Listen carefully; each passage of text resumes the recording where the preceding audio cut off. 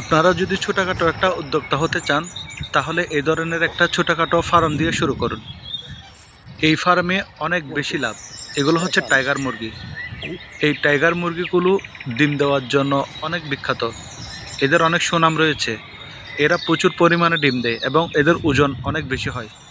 মাংস এবং ডিমের জন্য এই টাইগার মুরগির অনেক সুনাম রয়েছে।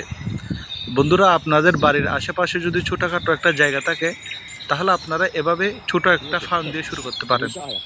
যদি আপনার ভাগ্য থাকে তাহলে আপনি বড় ধরনের একটা উদ্যোক্তা হয়ে উঠতে পারেন। দেখুন বন্ধুরা, এখানে হাঁস মুরগি প্রচুর পরিমাণ। প্রথমে অল্প দিয়ে শুরু করেছিল ভাইটা, ধীরে ধীরে ফার্মটা বড় করেছে। এখানে প্রচুর পরিমাণে ডিম পেড়েছে মুরগি।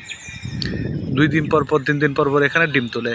এখানে সব জায়গাতে ডিম খুঁজে পাওয়া যায়, মাটিতে, ছালে, একদম বাসায় যে মুরগির যে বাসা বেঁধেছে ওইখানে সব